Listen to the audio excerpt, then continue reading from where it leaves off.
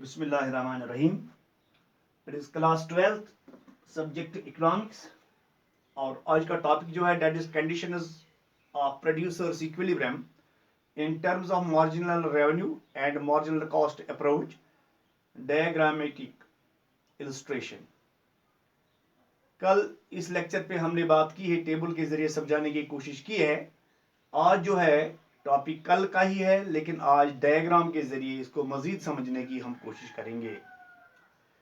तो फिगर 1 जो हमारे पास है that is figure 1 illustrates producers equilibrium in terms of MR and MC approach। ये फिगर 1 जो है इससे हम समझने की कोशिश करेंगे प्रोड्यूसर्स इक्विलिब्रियम जो है in terms of MR marginal revenue and marginal cost MC marginal cost approach. In figure 1 जब हम फिगर 1 की बात करते हैं AR is equal to MR, AR is equal to MR, AR जो है that is equal to MR, that is equal to OP, that's equal to OP। जब हम फिगर पे नजर डालेंगे तो यहां देख लीजिए आप, this line is AR is equal to MR, and when we say AR is equal to MR, this is this line AR is equal to MR is equal to OP, this is OP, and is assumed to be constant as under perfect competition। इसको assume किया जाता है कि ये line जो है AR is equal to MR is equal to OP, it is a constant line, this is constant, it will remain constant, it will remain unchanged।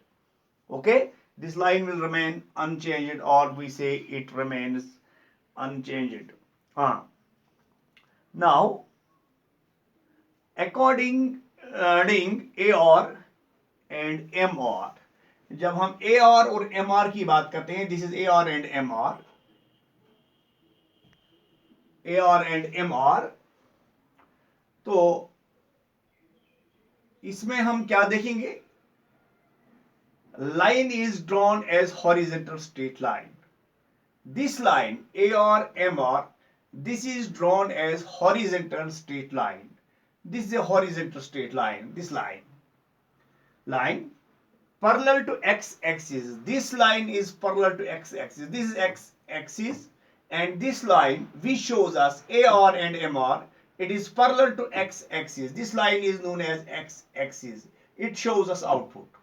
Okay, so we can say this line which shows us AR is equal to MR, it is parallel, it is a horizontal line, it is parallel to x-axis। Okay, MC curve is shown to be U-shaped, this is MC curve, it is shown as U-shaped as usual, MC curve is as a U-shaped curve, it is a U-shaped curve as usual। MR is equal to MC, MR is equal to MC, MR जो है that is equal to MC, this is MC line, this is MC line। MR marginal revenue is equal to marginal cost, it is equal to marginal cost under two situations। इसमें दो situations हो सकती हैं, दो situations हो सकती हैं जब MR जो है MC के बराबर होगा, मार्जिनल कॉस्ट जो होगा, मार्जिनल रेवेन्यू जो होगा मार्जिनल कॉस्ट के बराबर, दो सिचुएशंस में।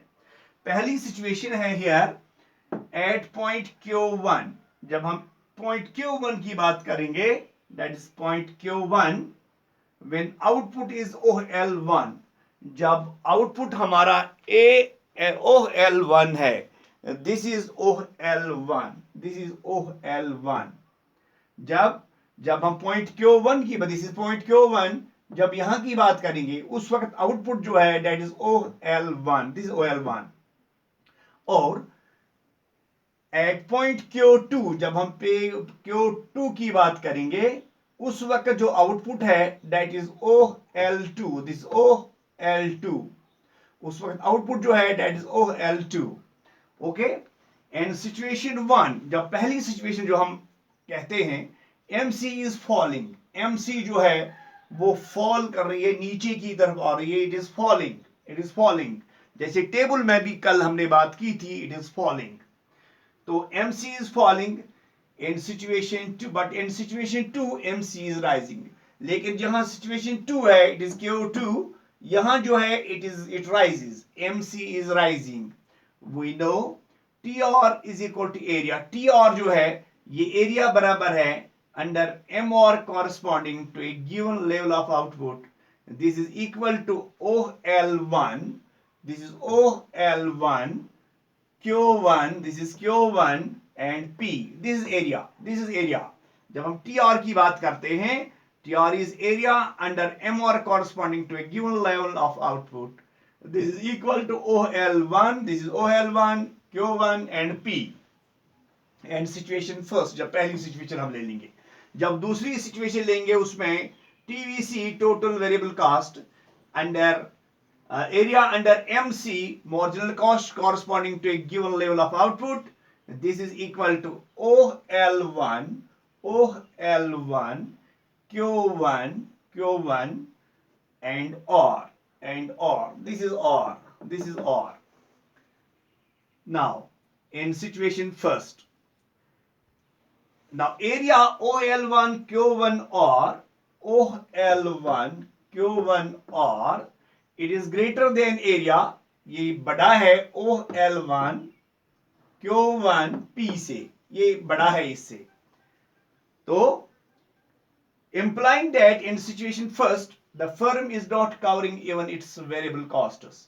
पहली सिचुएशन में फर्म जो है ये कवर नहीं कर सकती है variable costs. This is not a viable situation for a firm to undertake production. तो ये सिचुएशन नहीं है इसके लिए, फर्म के लिए कि वो प्रोडक्शन करे. Corresponding to situation 2, जब हम दूसरी सिचुएशन ले लेंगे corresponding to situation 2, when MC is rising, यहाँ MC जो है it is rising here at point Q2, this is point Q2, we find that TR is equal to, now TR is equal to total revenue is equal to OL2, this is OL2, Q2 and P. And TVC is equal to total variable cost is equal to OL2, it is OL2, Q2, this is Q2 and this is R, okay. TR is greater than TVC, TR जो है ये greater than है TVC के evidently. Thus of the two situations, जब हम दो situation लेते हैं, TR minus TVC is maximized, and situation 2 when output is equal to OL2, this is OL2 and MC is rising, यहाँ MC rise कर रहा है, accordingly the producer will strike his equilibrium only in situation 2. तो ये producer जो है ये strike करेगा इसकी इक्विलिब्रियम जो है at situation 2 when MR is equal to MC, जहां पे MR जो है ये MC के बराबर है, एंड दूसरी कंडीशन इसमें है MC इज राइजिंग, इसमें MC जो है it is rising. Thank you.